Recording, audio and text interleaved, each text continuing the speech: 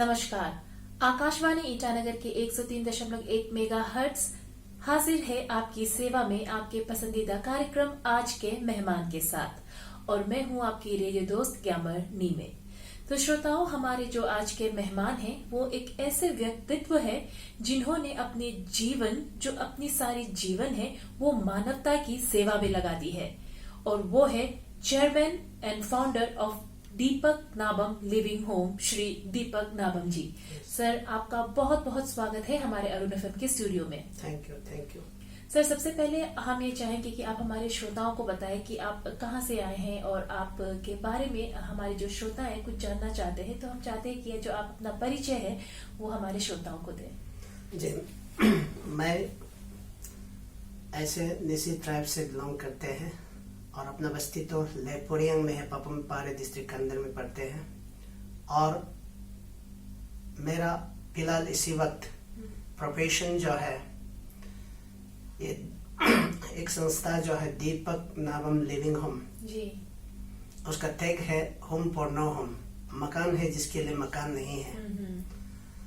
ऐसे लोगों के लिए सेवा कर रहा है अभी ईटानगर के शहर के अंदर में। जी सर, ये दीपक नाबम लिविंग होम के बारे में तो हम बात करेंगे ही, लेकिन हम ये जानना चाहते हैं कि ये शुरू होने से पहले आप क्या चीज आपको व्यस्त रखती थी, आप क्या करते थे? ये दीपक नाबम लिविंग होम को अभी चलाने का पीछे में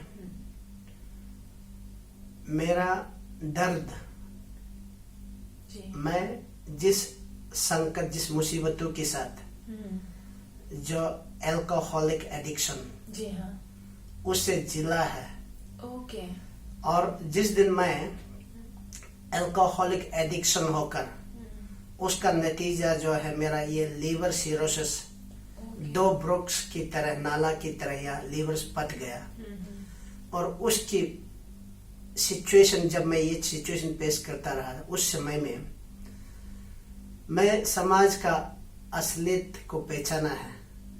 मेरे आस पड़ोस लोग, मेरे अपने रिश्तेदार लोग, कि मुझे दीपक नाबम मेरा अपना भाई है, अपने रिश्तेदार है, स्वीकार करने के लिए, अपना कहने के लिए 100 बार सोचना पड़ता था, क्योंकि मैं ऐसा रिजेक्शन पर गया, रिजेक्शन। जी हाँ। और जिस दिन ऐसा रिजेक्शन, जब समाज से मैं अलग हो गया, और उस समय में मैं दर्द, जो तकलीफ जिला है, वो मुझे चैलेंजेस में फिर लाया, क्योंकि मैं शून्य से शुरू हुआ ये चीज जो है। जी। और मैं उस संकट के दौर जब गुजर रहा था, तब मैं अपने तकलीफ को मैंने दया लगा, अपने तकलीफ को मैंने मतलब प्यार करने लगा अपने ऊपर में, क्योंकि दूसरा मुझे छोड़ दिया, इंसान ने, समाज ने मुझे छोड़ दिया, क्योंकि ये ड्रंकर है, ये एडिक्शन है,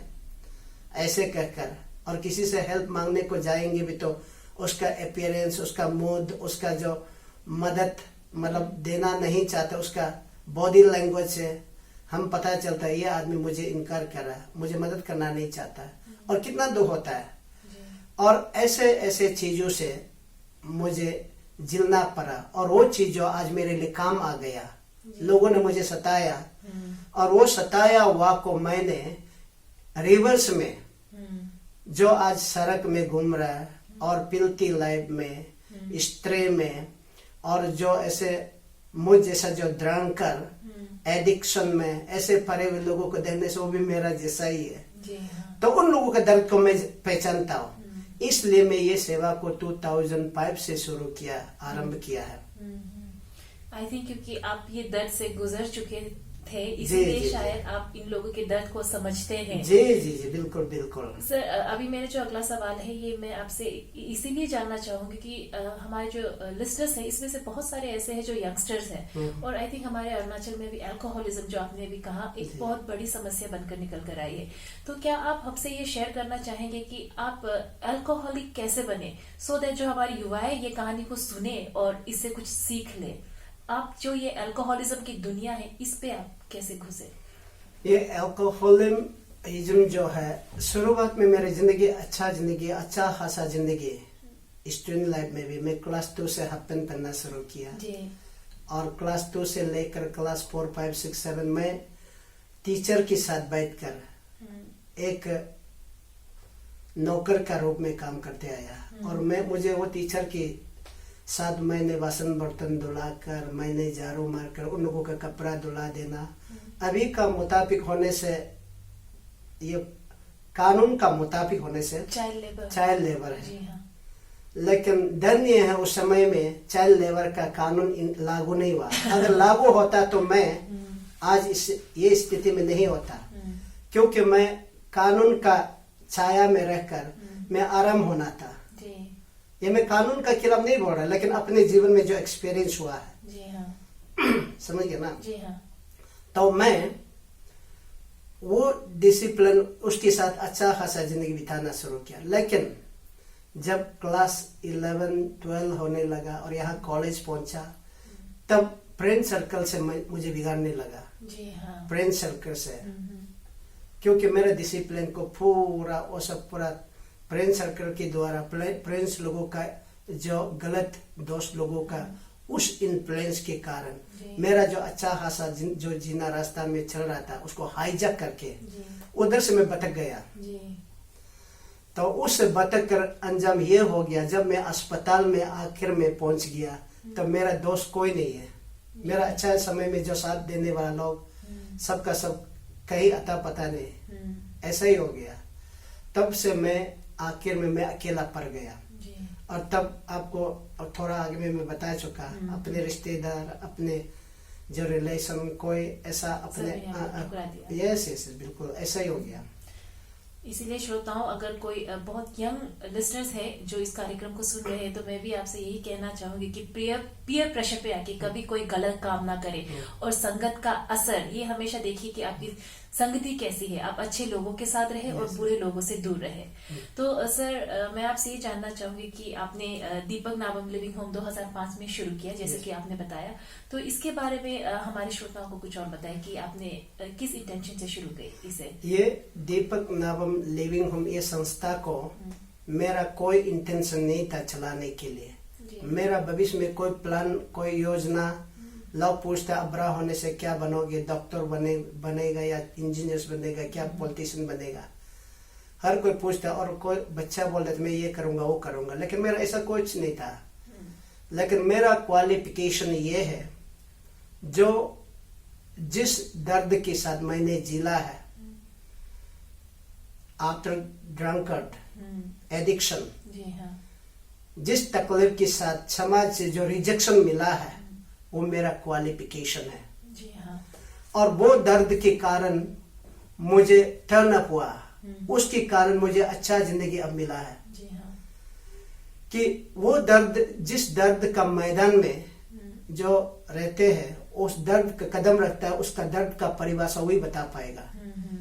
इसलिए कि मैं उससे निकला हुआ आदमी, और मैं बिना ये जो प्लानिंग, कोई योजना में ये करूंगा वो करूंगा नहीं है, लेकिन अनकंडीशनली अपना मन में जो अपने ऊपर में दर्द है, उस दर्द को अब जो यंग मेरा जो पीछे में लोग है, और कुछ लोग जो ऐसा अल्कोहलिक या ऐसे सरा हुआ स्ट्रे में, पिलती लाइफ में, गया गुजरा हुआ में, तखा हुआ में, हरा हुआ में, उन लोगों का बीच में मैं सहानुभूति, अपना दर्द, प्यार बांटने लगा। क्योंकि मेरे मन से अपने बारे में महसूस करके, अपने बारे में एहसास करके, वो भी मेरा जैसा हो रहा है। जी हाँ।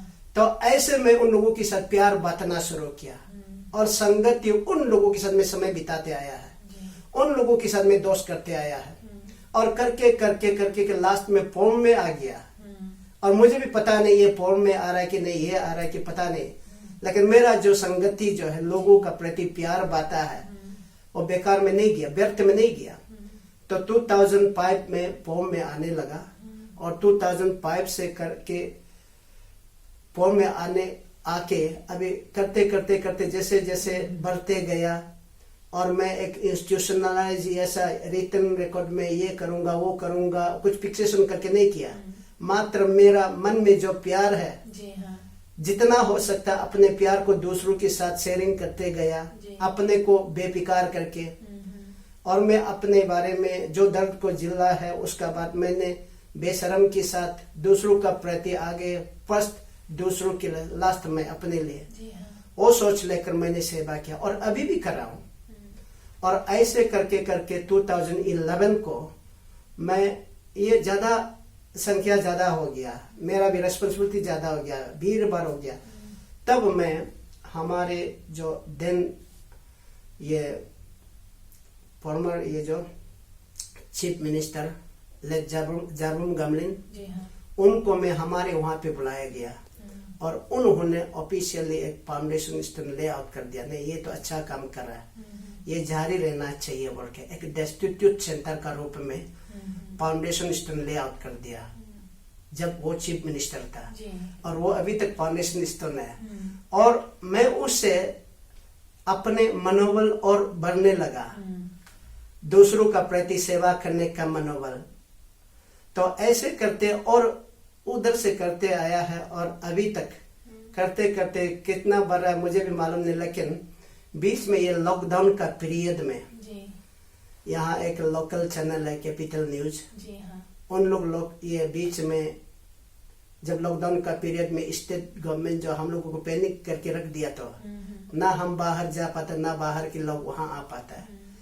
तब बीच में एक बार कैपिटल न्यूज आकर वहां पे इंटरव्यू लिया और वो इंटरव्यू में वहां पे खान पान का बारे में मैंने पूरा स्टेटमेंट को बता चुका। तब उस प्रॉब्लम को कवरेज करके दिखा दिया और उधर से पब्लिक लोगों ने जाना ये दीपक नावम एक लिविंग होम संस्था चला रहा है। तब मैंने ये सोशल मीडिया से देखकर आदमी लोग इतना कमेंट करा, इतना ये इंकरेजमेंट करा। तब मैं अरे समाज में बहुत अच्छा खासा आदमी लोग भी है। तो मैं तो वो जमाना को याद आता रहा कि जिस दिन मैंने अल्कोहलिक एडिक्शन होकर सरा हुआ समय में मुझे कोई नहीं देखता था। अरे आदमी प्यार वाला समाज अच्छा है, तो वो सोच आ गया। और जब लोग इतना मतलब सपोर्टिंग ऐसे इंस्पिरेशन जब देने लगा, तो तब मैं एक अपने आप को गर्व महसूस किया, समाज में अच्छा आदमी लोग है, सपोर्ट करने वाला लोग है। तो और समाज इतना जब इंस्पिरेशन लोग सपोर्टिंग दे रहे थे, तब मुझे पता चल गया अरे मैं इतना बड़ा काम किया है क्या, सपना जैसा लगा। लेकिन हमारे लिए ये तो नया बात नहीं है, जी हाँ। दुनिया के लिए नया है। जिस दिन वो टीवी ये जो पता चला उन लोग के लिए नया है, लेकिन हम तो हमारे नया नहीं, क्योंकि हमारा हैबिचुअल है। 2005 से करके अभी तक 15 लॉन्ग इयर्स करके आना एक हमारे एक आदत जैसा हो गया है।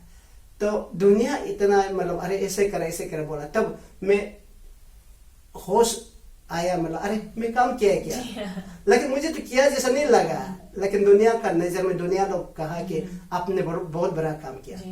मेरे लिए तो बड़ा नहीं है, मैं तो क्योंकि मेरा यही मेरा काम है, मेरा करते आया है, कोई डिफरेंस महसूस नहीं किया, ऐसे ही करके कर रहा है। तो फिर सर ये 2011 से पहले जब आपको पॉपुलैरिटी मिलने से पहले जब आपने 2005 से शुरू करा ये दीपक नावम लिविंग होम, तब फाइनेंशियली आप इसे सपोर्ट कैसे करते थे? आपने कहा कि संख्या बढ़ती जा रही है और आई थिंक ऐसे वहां पे लोग थे जिन्हें स्पेशल केयर की जरूरत है, तो फाइनेंशियली आपने कैसे सपोर्ट किया अपने इंस्टीट्यूशन को? सुनिए, ये सब हर आदमी का सवाल मुझे उसी बारे में पूछता है। मैं पूरा गर्व के साथ बता सकेगा, अरुणाचल प्रदेश में मात्र एक ही ये संस्था होगा, किसी से ना पैसा का ऊपर में डिपेंड करके, ना किसी व्यक्ति का ऊपर में डिपेंड करके सेवा करने वाला, मात्र केवल सिर्फ और सिर्फ ये मन की बहादुरी से। मैंने बता चुका, ये सेवा जो है एक मिरेकल्स कहने से भी होगा। उसमें मैं शुरू में ये 2005 से जैसे सेवा करते आए हैं, उसमें हम लोग परिवार का रूप में सेवा किया, परिवार का तौर में। तो आस पड़ोस से बाहर से कोई बीमारी लोग आते हैं तो लोग मुझे मना करते हैं, अरे आपका बच्चा भी है, आपका ये है, वो एपिलेप्सी बीमार है, पागल आदमी के साथ रख रहा है, आपको कभी नुकसान पहुंचाएगा, आप ऐसे मत कीजिए ना। मेरा प्यार ऐसा नहीं माना, क्योंकि मैं उससे निकला हुआ आदमी। मुझे लोग ऐसा रिजेक्शन करेगा तो मैं कैसा लगेगा जी। वो थिंकिंग मेरे मन में है और ये परिवार का रूप में एक चलाते आया है। और चलाते आया है। आप इसे फाइनेंशियल का बारे में आसान तरीका से आपको समझाने के लिए बता रहा कि प्यार के बदले में प्यार मिलता है। मैंने पब्लिक का गुलाम बनकर, उसका सर्वेंट बनकर, जिस परिवार में बेचैनी हो रहा है, जिस परिवार में मेंटली रिटार्डेशन पेशेंट्स होता है, अल्कोहलिक जो एडिक्शन होता है, उस परिवार में तो बेचैन से ही होता है ना। तो उनके साथ मैं आई हेल्प यू, उसके लिए मैं एक डंपिंग ग्राउंड के तौर में, एक डस्टबिन के तौर में कम से कम मैं काम आया है समाज के लिए। तब आप उससे अंदाजा लगाइए कि डे केयर, एक बच्चा लोग को डे केयर होता है, तो डे केयर करने वालों को तो केयर करने वालों, उसके पेरेंट्स तो प्यार करेगा ना। उसी प्रकार मैंने मेंटली रिटार्डेशंस लोगों को, ड्रग्स एडिक्शंस लोगों को, अल्कोहलिक एडिक्शंस लोगों को, अनेक प्रकार का रोगियों को मैंने बड़े प्यार से मैंने सेवा किया और उस प्यार को पब्लिक ने देखा है। और मैं जैसे उन लोगों को प्यार किया, उन प्यार के बदले में मुझे पब्लिक से मुझे मिलता है। यह डायरेक्टली और इनडायरेक्टली पब्लिक का भी हाथ है। पब्लिक का दिल को मैंने जीत सका है, पब्लिक का प्यार मुझ में है। तो उसका के कारण हम लोग वहां पे एक परिवार का तौर में पब्लिक को कभी चावल पहुंचा देता है, कभी सब्जी पहुंचा देता है, और एक दो आदमी नहीं है। तो अभी 156 है इसी वक्त। तो इतने में से कोई ना कोई अपने आप को वॉलंटियरली विल विशर लोग पहुंचाता है। तो उसको हम लोग रख के एक ही स्टोर है, जो उन लोग सब्जी खाता है वही हम खाता है, जो चावल वही खाता है वही हम खाता है। एक ही चीज को हम लोग वहाँ एक ही परिवार का रूप में थे। इसलिए ये चीज जो हम लोग बड़े प्यार से है, एक संस्था का रूप में, वो लोग बीमारी लोग अलग, हम अलग, ऐसा नहीं है। ऐसा होने से सक्सेस भी सेवा सक्सेस नहीं होगा। इसलिए परिवार का तौर में अभी जो मैं सिर्फ और सिर्फ लार्ज परिवार का को चला रहा है, जैसे चला रहा है। शुरू में 2005 में तो कुछ कमती संख्या लोग था, लेकिन अभी बढ़ते बढ़ते गया जैसे लार्ज पे मिला। और जो 2005 के बाद मैंने जो मैनेजमेंट में तकलीफ में, हाँ बहुत जिला है, लेकिन वो तकलीफ जो है मेरे लिए एक्सपीरियंस जो है मेरा, ये आज तक बड़े काम को सेवा करने के लिए सपोर्टिंग आया, काम आया। मतलब आप इतने समय से एक ऑर्गेनाइजेशन की तरह नहीं चला रहे थे, बल्कि एक परिवार की तरह चला रहे थे, इसीलिए ये सरवाइव कर पाए। जी। तो फिर सर हमें ये बताइए कि आपके दीपक नाभम लिविंग होम में किस किस तरह के लोगों को शेल्टर दिया जाता है? अभी जो शेल्टर, जो हमारा उद्देश्य मात्र और मात्र सफरिंग ह्यूमैनिटी के लिए, कोई सिलेक्टिव नहीं है। ये ड्रग्स एडिक्शन को चलाएगा, दूसरा को नहीं चला, मेरा ऐसा नहीं है। या मेंटल रिटार्डेशन को चलाएगा, दूसरा को नहीं चला, मेरा ऐसा नहीं है। मेरा कोई सिलेक्टिव नहीं है, मात्र केवल समाज में एक सफरिंग ह्यूमैनिटी के लिए सेवा करते हैं। और उसमें प्राइमरीली अभी जो मेंटली रिटार्डेशन, मेंटली डिसेबिलिटीज, अभी लगभग इसी वक्त ऑन रिकॉर्ड 91 है, ओनली मेंटल रिटार्डेशन 91 है। और उसके बाद ड्रग्स एडिक्शन, अभी ड्रग्स एडिक्शन 25 है, 25 है, इंक्लूडिंग अल्कोहलिक और जो साइकोट्रोपिक सब्सटेंस, ये सब लेकर। और उसके बाद ओल्ड एज, और उसके बाद फिजिकली चैलेंजेस, फिजिकल डिसेबिलिटीज में भी मेंटल डिसेबिलिटीज होता है, फिजिकल डिसेबिलिटीज होता है। हमारे वहां पे ज्यादातर मेंटल डिसेबिलिटीज ज्यादा है। तो ऐसे करके अभी 156 है, ऐसे ही अभी चला रहा है। तो फिर सर इन लोगों को किस तरह का ट्रीटमेंट दिया जाता है यहाँ आपके दीपक नाभम लिविंग होम में? ट्रीटमेंट और किस तरह का जो केयर है, वो केयर कैसे प्रोवाइड किया जाता है? ये केयर जो है अभी हमारे वहां पे, अभी जो केयरिंग जो है, अभी जो स्टाफ बनकर बैठ रहा, अभी तो कोई नया बाहर से मैं हायर नहीं किया।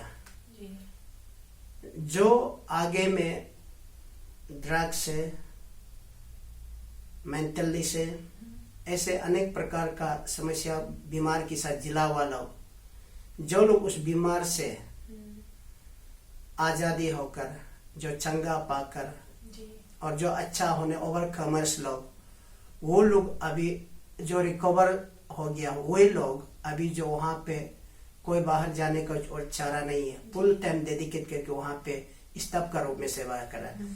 और वो लोग जो सेवा कर रहा है, जो मैनेजमेंट, हम जैसे उन लोगों को काउंसलिंग दिया जाता है, क्योंकि जो ऐसे आदमी लोग थका हुआ हारा हुआ आदमी समाज के साथ कॉम्पीट नहीं कर सकता, वो लोग नीचे उन लोग का मन में और आगे बढ़ने का कोई चारा नहीं होता है, विकल्प नहीं था। उन लोगों का विश्वास का मनोबल को हम उसका आशा का मनोबल को इनकरेज करता है, सपोर्टिंग। इसलिए साइकेट्रिस्ट डॉक्टर लोग भी बोलता है, यहाँ हमारा वहां पे जो आने वाला हमें सजेशन करता है, हाँ दवा अकेला से नहीं होगा, हर किसी को अगर आगे बढ़ना हो तो उसका विश्वास का मनोबल, उसका power of understanding, will power को जागरण लाना जरूरत है। इसलिए काउंसलिंग जो है बहुत बेहद जरूरी है। इसलिए हम काउंसलिंग ज्यादा करते हैं कि आप शरीर में चाहे ऐसे कमजोर हो, वो एक कमजोर का एक भाग है शरीर, परंतु आपका विश्वास, आपका मन का मनोबल को बुझने ना दे, आप जी सकता है। हम ऐसे अपने जो गवाह को अपना लिविंग टेस्टिमनी को बताकर उनको इंकरेजमेंट देता है, तब वो प्रेम भी हो जाता है, अपनापन हो जाता है, तब हम दोस्त करके आगे बढ़ता है। ये एक सीक्रेट है, ये फर्स्ट पॉइंट है। और जो फिजिकल, जो टेक्निकल सपोर्टिंग जो है, अभी हमारा वहाँ जो ये जो साइकियाट्रिस्ट जो प्रोफेशनल एक्सपर्ट्स लोगों से मैं सपोर्टिंग लेता है, हमारे वहाँ पे डायमो मेंटल हॉस्पिटल में उमेदपुर से डॉक्टर, यहाँ त्रिम से तमे के नासर है, डॉक्टर हानिया पैसा लोग है, टाइमली हम वहाँ से सपोर्टिंग लेता है। फिजिकली जो नीड है, किसी को दवा खिलाना है, किसी को डिटॉक्स करना है, ऐसे लोगों को वहाँ से सपोर्ट नहीं, लेकिन काउंसलिंग पार्ट को हम करते हैं। ओके, ठीक है सर। तो इसके अलावा क्या रेगुलरली आपको वॉलंटियर्स की जरूरत होती है? नहीं, वॉलंटियर्स तो मैं अभी तक बाहर से बुला के नहीं देखा। अभी तक जो चला रहा है, मैंने जैसे बता चुका है, अभी रेगुलर हमारा स्टाफ जो है 11 है, और वो 11 भी कहीं बाहर से मैं हायर नहीं किया।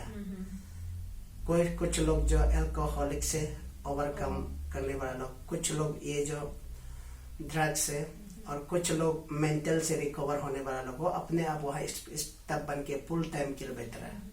आई थिंक तो फिर ये मैं श्रोताओं से कहना गलत नहीं होगा कि अगर आप में से कोई इंटरेस्टेड है तो आप दीपक नावम लिविंग होम में जाके वॉलंटियर कर सकते हैं। बिल्कुल बिल्कुल, क्योंकि हर तरह की मदद काफी मददगार रहेगी आपके लिए। छोटी से छोटी चीज के लिए अगर आपको किसी चीज की नॉलेज है, आपको लगता है कि आप ये सिखा पाएंगे उनको, तो प्लीज आके दीपक नावम लिविंग होम में वॉलंटियर करें। कर सकते हैं। ठीक है सर। तो काउंसलिंग के अलावा और किस किस तरह की एक्टिविटीज कराई जाती है?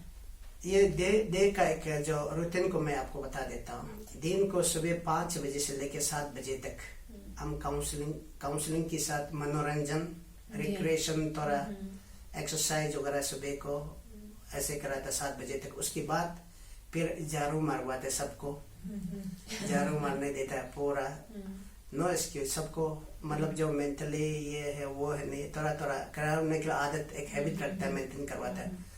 और उसके बाद झाड़ू मारने के बाद प्रेस अप करके उसके बाद चाय पिलाता है, और उसके बाद फिर 9 बजे होते होते तब खाना खिलाता है। खाना खिलाने के बाद फिर दिन को कपड़ा उपड़ा धुलाना, क्या क्या किसी को नहलाना, वो हमारे स्टाफ लोग फिर करना शुरू करते हैं। तो आपस में जो सकता उन लोग को नहलाना हम लोग सुपरवाइज करवाता है, ये करो वो करो, एक दूसरे को मदद यस ऐसे करवाता। और ऐसे करवा के फिर 12 बजे में फिर चाय पिलाने के बाद फिर उसके बाद फिर शाम होते होते थोड़ा वॉलीबॉल वगैरह खिलाता है थोड़ा। और जो लोग जिस एरिया में सकता है उसी को रिक्रिएशन आइटम में, कोई लोग को डांस करने देता है, कोई लोग गाना सिखाता है, ये करता है। और ऐसे करके फिर शाम 5 बजे को उसमें फिर काउंसलिंग सेशन, और उसके बाद गाना वाना गाता है, ये सब करवाता है। ऐसे करके दिन गुजर जाता है जी।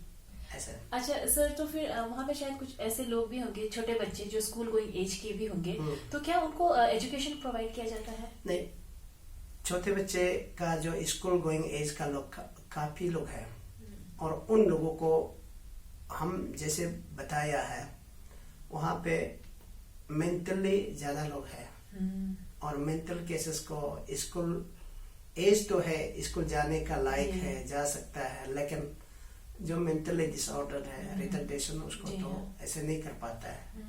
वो ज्यादा समस्या होता है। आई थिंक इन सभी चीजों के लिए शायद हमें वॉलंटियर की जरूरत होगी। तो श्रोताओं, अगर आप में से किसी को लगता है कि इस तरह के स्पेशल चिल्ड्रन को अगर आप पढ़ा सकेंगे तो please come and volunteer in Deepak नावम लिविंग होम और इन बच्चों को एजुकेशन प्रोवाइड करें। ठीक है सर, हमारे जो श्रोता है इनके साथ क्या आप कोई सक्सेस स्टोरी शेयर करना चाहेंगे?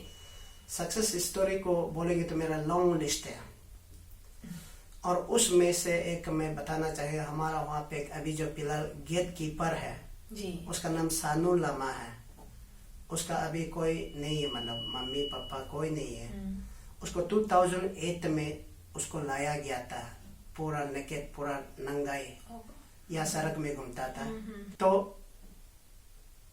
उसको लाया गया था। उसके बाद वो लाने के लिए उसको हम लोग 2 साल जैसा पूरा हाथ पैर को पूरा लॉकअप करके रखा हुआ था। क्योंकि वो वायलेंस है, एग्रेसिव है, और दूसरों को भी नुकसान पहुंचाने की कोशिश करता है, अपनों को भी पहुंच जाता है।